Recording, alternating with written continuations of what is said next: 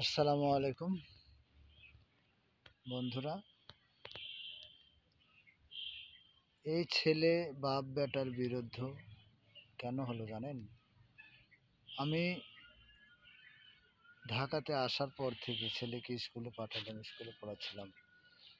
পড়াতে পড়াতে আমি এক লোকের সাথে বন্ধুত্ব করে একটা ইউটিউব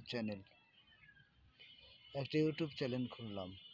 তার নাম ES মিডিয়া 2। এই ES মিডিয়া 2 এই চ্যানেলটা খোলার সাথে সাথে আমার ছেলে মেয়ে সবাই কিন্তু আমাকে ভালোবাসতো, যে আব্বু একদিন অনেক বড় হবে। মন মানসিক আছে, ছেলে দুটোকে লেখাপড়া করাই, যে ভবিষ্যতে তোমরা মানুষ হবে। হঠাৎ করে মনে করেন 2-1 বছর পর, যখন আমার এখন আমি প্রায় আগাইয়েছি, এখন আমাকে বলে কি যে লেখাপড়া বাদ দিয়ে 3 মাস হলো চাকরি করতেছে। চাকরি টাকা পয়সা মায়ের কাছে দেয়, আমার কাছে দেয় না।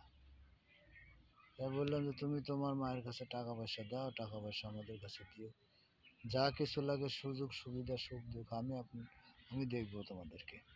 কিন্তু আমার ছেলে বলে কি, আজকের পর থেকে এখানে থাকতে হলে টাকা পয়সা যা ইনকাম করবেন আমাকে হিসেব দিবেন, না হলে নসেদ না। আমি বললাম তাহলে আমি কি করব? হিসাব দিতে পারলে, টাকা দিতে পারলে থাকবেন, আর না থাকতে পারলে থাকবেন না। ঢাকার বাড়ি, কি করব? আমিও তাই অনেক দুঃখ কষ্ট করে বাড়ি থেকে বের হয়ে গেলাম।